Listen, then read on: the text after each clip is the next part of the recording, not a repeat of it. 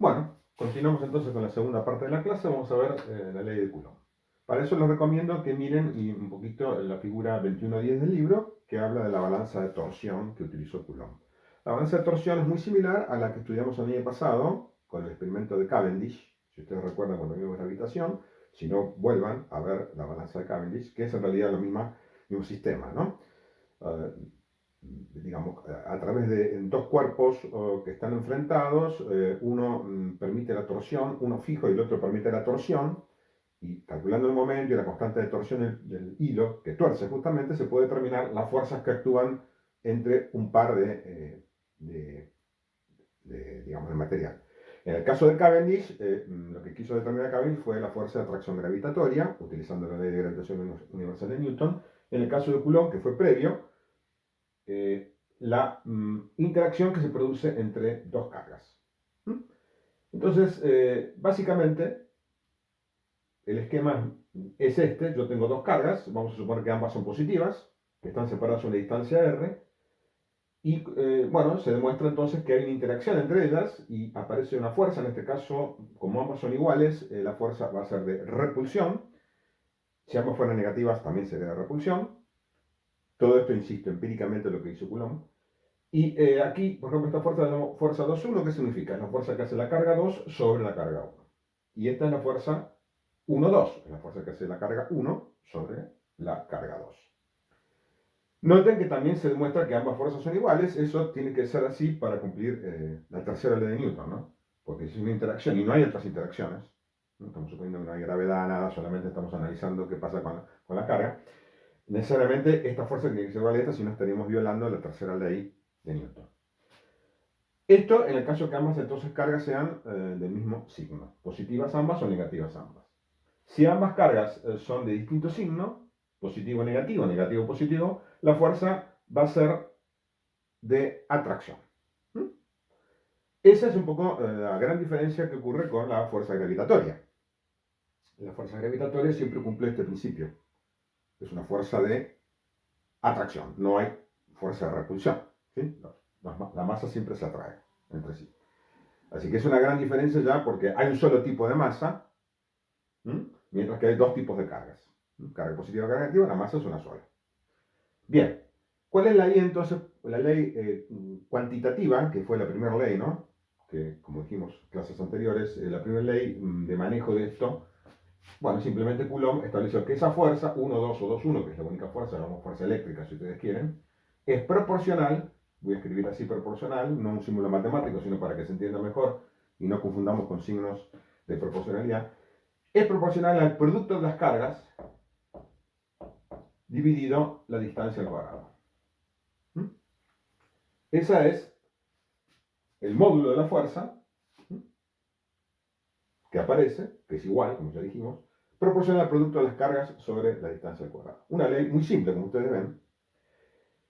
¿Cómo lo estableció Coulomb, como ya dijimos, bueno, no con carga absoluta, sino con cargas relativas, ¿no? Puso Q1 igual a Q2, o Q1 la mitad que Q2, o un cuarto, y así puedo establecer esta ley. Noten la similitud que tiene esta ley con la fuerza gravitatoria, que vimos el año pasado, la ley de gravitación universal de Newton. La fuerza gravitatoria es proporcional a ¿qué cosa? Al producto de las masas dividido la distancia al cuadrado también. Qué analogía, ¿no? Qué interesante. Ambas fuerzas son producto, interacciones son producto de la propiedad que estamos analizando, ¿se acuerdan? Masa es una propiedad de la materia, carga, otra propiedad de la materia, son dos propiedades distintas, ambas propiedades multiplicadas de un cuerpo y otro, dividido lo mismo, la distancia al cuadrado. Esta entonces le damos en llamar la ley de Coulomb. Tenemos que agregar una cosita. Conocemos también otra ley, la fuerza de Newton, digamos, inercial, ¿no? No habría que llamarla exactamente inercial, sino la que se produce, digamos, la fuerza total que produce que un cuerpo acelere o no. ¿Es proporcional a qué cosa? A la masa por la aceleración. La segunda ley de Newton. Esta sería la ley de gravitación universal y esta sería la ley de Coulomb, ¿no? La gravitación universal, Coulomb y la segunda ley de Newton. son las tres leyes que conocemos hasta ahora de la interacción. De este lado tenemos la misma magnitud, interacción. ¿Mm? Son comparables, ¿no? Del otro lado, ¿qué tenemos? Bueno, lo que la naturaleza nos da en forma de experimento. Si miramos estas tres leyes, ¿qué vamos a ver? Vamos a ver una cosa interesante, que es imposible que esto, yo pueda poner un igual acá, en las tres ecuaciones. Ya lo vimos el año pasado eso. Cuando realizamos estas dos, vimos que era imposible poner un igual acá y un igual acá. ¿Por qué?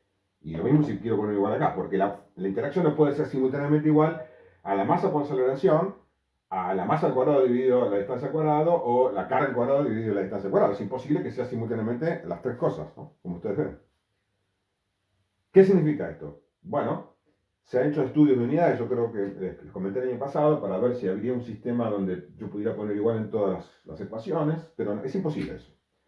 Se ha desechado eso, entonces hay que definir la interacción por una de estas ecuaciones, por lo menos hasta ahora son las que conocemos, y luego ¿qué va a aparecer? Van a aparecer en las otras ecuaciones constantes para poder homogeneizar las magnitudes, de tal manera que me quede, si defino una de ellas como interacción, que me quede de este lado esa definición, y del otro lado, como no es la constante, lo que hace es convertir eso a la nueva definición. Entonces, ¿cuál es la elección? La elección, justamente ahí donde hago la elección, viene el tema del sistema de unidades que voy a utilizar. Esto es largo, en realidad, muchas discusiones, hay muchos libros sobre esto, muchos sistemas de unidades hubo, algunos que favorecían el tema de este o este, depende, inclusive hay otra interacción magnética, que también puedo usarla como definición de fuerza o de interacción, pero para no hacer esta discusión, que es imposible establecerla de esta manera, ¿no? Obviamente, decimos entonces que, ¿qué usamos? Usamos esta ecuación, ahí ponemos un hermoso signo igual, esta ecuación, en el sistema internacional, usamos esta ecuación como definición de la interacción. Y ya sabemos entonces que a esta magnitud en el sistema internacional, la unidad que lleva es el Newton, ya lo sabemos correctamente. Kilogramo metro sobre segundo cuadrado. ¿Ok? Bien. Si esto es así, entonces, ¿qué hay que poner acá?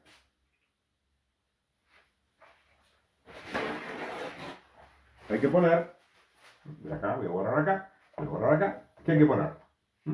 Hay que poner una constante de proporcionalidad. ¿Sí? ¿Qué constante usamos acá? La que llamamos G. Constante de gravitación universal. ¿Qué hace esta constante entonces? Bueno, homogeneiza esto que está acá, que es kilogramo cuadrado sobre metro cuadrado, lo pasa a Newton. ¿Ok? Esta en tabla es una constante que depende del sistema de unidades, como ustedes ven, no es de la naturaleza. La naturaleza me dice que la fuerza es proporcional a este producto. Para que yo pueda poner el igual, entonces utilizo la constante universal. Ya eso lo hemos discutido y acá en electricidad pasa exactamente lo mismo. Si yo quiero entonces utilizar la definición de Newton, como esto no es Newton ni parecido, pongo acá una constante que llamo constante eléctrica o K. ¿Ok? De ahí donde aparece la constante eléctrica en el sistema internacional de unidades. Aproximadamente esta constante es 9 por 10 a la 9, unidades tales que hacen que esto se convierta en Newton. ¿Está claro? Bien, por tema que vamos a ver después, no se utiliza tanto esta constante, sino esta constante se reemplaza por otra constante. ¿Para qué va a ser esto? Para que leyes futuras que vamos a ver se expresen de manera más simple. Cuando vamos a ver leyes futuras, vamos a ver por qué se reemplaza esta constante por lo que yo voy a escribir ahora. Es solamente un tema de elección de constantes. Esto podría ser perfectamente así, no hay ningún problema, pero ya les digo, por otra ley que vamos a ver más adelante, quizás se las puedo mencionar, que es la ley de Gauss, vamos a verlo la semana que viene, conviene entonces que la ley de Gauss sea más simple y esta entonces va a quedar la constante un poco más complicada, solamente por eso. Esta constante entonces K es a su vez, digamos, un producto de constantes que es 1 sobre 4pi por otra constante epsilon 0, que esta es la constante eléctrica fundamental en el sistema internacional que usamos de unidades. ¿Ok? Entonces, escribimos a la ley de Coulomb de esta manera, por eso aparece la constante.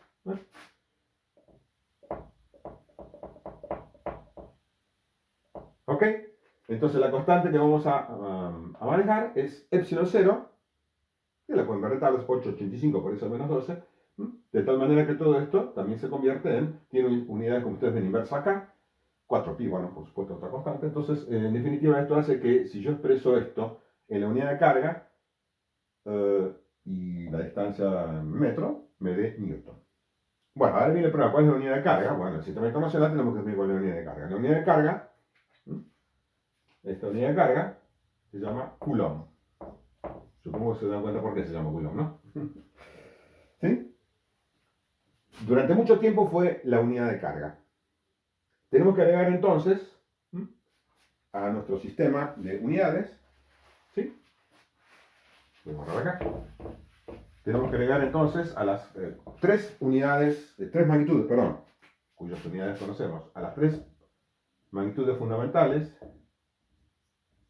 longitud y masa tiempo, ¿sí? La longitud del metro, masa patrón kilogramo, tiempo patrón segundo. Tenemos que agregar qué cosa ahora en electricidad, una magnitud nueva que es la carga, ¿sí? Que es el coulomb. ¿Cómo se determina el patrón? Bueno, lo pueden ver en los libros, es medio complicado. En principio se utilizaba electrólisis. No quiero abundar demasiado en eso.